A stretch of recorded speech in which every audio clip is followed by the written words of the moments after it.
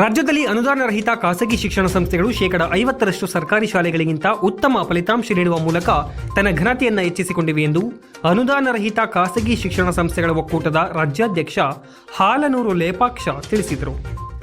ಚಾಮರಾಜನಗರದ ವರ್ನಟ ಡಾಕ್ಟರ್ ರಾಜ್ಕುಮಾರ್ ಜಿಲ್ಲಾ ರಂಗಮಂದಿರದಲ್ಲಿ ರೂಪ್ಸ್ ಕರ್ನಾಟಕ ಚಾಮರಾಜನಗರ ವಿಭಾಗ ವತಿಯಿಂದ ನಡೆದಂತಹ ಕನ್ನಡ ರಾಜ್ಯೋತ್ಸವ ಮತ್ತು ಉತ್ತಮ ಶಿಕ್ಷಕರಿಗೆ ಜಿಲ್ಲಾ ಮಟ್ಟದ ವಿದ್ಯಾದೀವಿಗೆ ಪ್ರಶಸ್ತಿ ಪ್ರದಾನ ಸಮಾರಂಭ ಉದ್ಘಾಟಿಸಿ ಮಾತನಾಡಿದ ಅವರು, ಖಾಸಗಿ ಶಿಕ್ಷಣ ಸಂಸ್ಥೆಗಳು ಕನ್ನಡಕ್ಕೆ ಹೆಚ್ಚು ಪ್ರಾತಿನಿಧ್ಯ ನೀಡುವುದರ ಜೊತೆಗೆ ಆಂಗ್ಲ ಭಾಷೆಗೂ ಹೆಚ್ಚು ಒತ್ತು ನೀಡುತ್ತಾ ಬಂದಿದ್ದು, ನಮ್ಮಲ್ಲಿ ಕಲಿಯುವ ಮಕ್ಕಳು ರಾಜ್ಯ ಮತ್ತು ರಾಷ್ಟ್ರ ಮಟ್ಟದಲ್ಲಿ ಉನ್ನತ ಮಟ್ಟದ ಹುದ್ದೆಗಳನ್ನು ಅಲಂಕರಿಸಿದ್ದಾರೆ ಎಂದರು.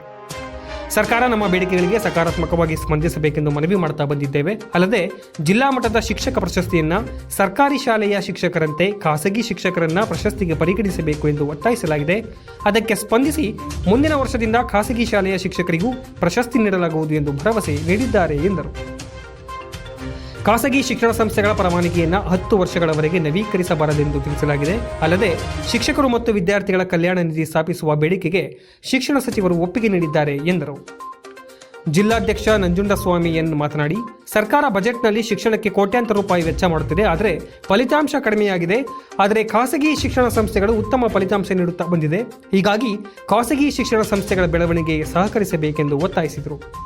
ಇದೇ ವೇಳೆ ಜಿಲ್ಲೆಯ ವಿವಿಧ ಶಾಲೆಗಳಲ್ಲಿ ಉತ್ತಮ ಸೇವೆ ಮಾಡಿದ ಖಾಸಗಿ ಶಿಕ್ಷಕರಿಗೆ ಸನ್ಮಾನಿಸಿ ಗೌರವಿಸಲಾಯಿತು. ಈ ಸಂದರ್ಭದಲ್ಲಿ ರೂಪ್ಸ್ದ ರಾಜ್ಯ ಉಪಾಧ್ಯಕ್ಷ ಮುಖೇಶ್, ಪ್ರಧಾನ ಕಾರ್ಯದರ್ಶಿ ಶಶಿಧರ್ ದಿಂಡೂರು, ಕಾರ್ಯಾಧ್ಯಕ್ಷ ಕೊಟ್ರೇಶ್ ಜಿಎಂ, ಬೆಂಗಳೂರು ವಿಭಾಗೀಯ ಅಧ್ಯಕ್ಷ ರವಿ, ಮೈಸೂರು ವಿಭಾಗೀಯ ಹಾಗೂ ಚಾಮರಾಜನಗರ ಜಿಲ್ಲಾಧ್ಯಕ್ಷ ನಂಜುಂಡಸ್ವಾಮಿ ಎನ್, ಪ್ರಧಾನ ಕಾರ್ಯದರ್ಶಿ ಮಂಜುನಾಥ್, ಗೌರವಾಧ್ಯಕ್ಷ ರಮೇಶ್, ಜಂಟಿ ಕಾರ್ಯದರ್ಶಿ ವಿನಯ್ ಪಾಟೀಲ್, ಖಜಾಂಚಿ ಉಮೇಶ್ ಚಂದ್ರ, ತರಬೇತುದಾರ ಚೇತನ್ ರಾಮ್, ಲಿಂಗರಾಜು ಸೇರಿದಂತೆ ಇತರರು ಉಪಸ್ಥಿತರಿದ್ದರು. ಇದು ಒಂದು ಪವಿತ್ರವಾದ ವೃತ್ತಿ ಶಿಕ್ಷಕ ವೃತ್ತಿ. ಎಲ್ಲ ವೃತ್ತಿಗಳಿಗಿಂತಲೂ ಪವಿತ್ರವಾದ ವೃತ್ತಿ ಶಿಕ್ಷಕ ವೃತ್ತಿ. ಈ ಒಂದು ಪವಿತ್ರವಾದ ವೃತ್ತಿಯನ್ನು ಯಾರಿಗೆ ನಾವು ಗೌರವಿಸಬೇಕಂದ್ರೆ, ಈ ಸಮಾಜವನ್ನು ಕಟ್ಟುವಂತಹ ಶಕ್ತಿ ಇರೋದು ಶಿಕ್ಷಕರಿಗೆ ಮಾತ್ರ. ಈ ಸಮಾಜವನ್ನು ತಿರುಗತಕ್ಕಂಥ ಶಕ್ತಿ ಇರೋದು ಶಿಕ್ಷಕರಿಗೆ. ಯಾಕಂದ್ರೆ ಮಕ್ಕಳನ್ನ ಮುದ್ದೆಯಿಂದ ಒಂದು ಮಣ್ಣನ್ನ ಯಾವ ಮಟ್ಟಿಗೆ ನಾವು ಬೇಕಾದ್ರೆ ಬಸವಣ್ಣನ್ನು ಮಾಡ್ತೀರಾ, ವಿಷ್ಣುವನ್ನು ಮಾಡ್ತೀರಾ, ಲಕ್ಷ್ಮಣನು ಮಾಡ್ತೀರಾ, ಎಲ್ಲವನ್ನ ರೂಪಿಸ್ತಕ್ಕಂಥ ಶಕ್ತಿ ಇರೋದು ನಮ್ಮ ಶಿಕ್ಷಕರಿಗೆ. ಇಂತಹ ನಿಮ್ಮನ್ನು ನಾವು ಗೌರವಿಸಲಿಲ್ಲ ಅಂದ್ರೆ ಪ್ರತಿ ಯಾರನ್ನು ಗೌರವಿಸಲಿಲ್ಲ. ಯೋಚನೆ ಮಾಡಿ. ಹಾಗಾಗಿನೇ ನಾವು ಸರ್ಕಾರಕ್ಕೆ ಸಚಿವರಿಗೆ ನಾವು ಬೇಡಿಕೆ ಕೇಳಿದ್ದೇವೆ, ನಮ್ಮ ಶಿಕ್ಷಕರನ್ನು ನೀವು ಗೌರವಿಸಬೇಕು. ಯಾಕೆ ಗೌರವಿಸಬೇಕು ಅಂದ್ರೆ, ರಾಜ್ಯದಲ್ಲಿ ಹೆಚ್ಚು ಫಲಿತಾಂಶವನ್ನು ನೋಡ್ತಕ್ಕಂಥ ಸಂಸ್ಥೆಗಳು ನಮ್ಮ ಖಾಸಗಿ ಸಂಸ್ಥೆಗಳು. ನಮ್ಮ ಬೆಂಗಳೂರು ಎಲ್ಲರೂ ಕೂಡ ಇಂಗ್ಲಿಷ್ ಮಾಧ್ಯಮದಲ್ಲಿ ಓದಬೇಕು ಅನ್ನೋ ಆಸೆ ಎಲ್ಲ ಪೇರೆಂಟ್ಸ್ ಅವರಿಗೆ. ಇವತ್ತು ಒಬ್ಬ ಆಟೋ ಡ್ರೈವರ್ ಇದ್ದು, ಕೂಲಿ ಕಾರ್ಮಿಕರಿಂದ ಇದ್ದು, ನನ್ನ ಮಗು ಇಂಗ್ಲಿಷ್ ಲ್ಯಾಂಗ್ವೇಜ್ ಇಂಗ್ಲಿಷ್ ಭಾಷೆಗೆ ಓದಬೇಕು ಅಂತ ಹಂಬಲಿಸ್ತಾನೆ. ಕಾರಣ ಇವತ್ತು ಕಂಪನಿ ಸೈಡ್ ಹೋದರೆ ಇಂಗ್ಲಿಷ್ ಮಾಧ್ಯಮದಲ್ಲಿ ಕಲಿತ ಮಕ್ಕಳಿಗೆ ಜಾಬ್ ಸಿಗ್ತಾರೆ. ನಿಮಗೂ ಗೊತ್ತಿದೆ, ನಮಗೂ ಗೊತ್ತಿದೆ. ಇದು ಸರ್ಕಾರ ಮುಚ್ಚಿ ಹಾಕುತ್ತೆ. ಸತ್ಯವನ್ನು ಒಪ್ಪಬೇಕು, ಆ ಸತ್ಯವನ್ನು ಮರೆಮಾಚಬಾರದು.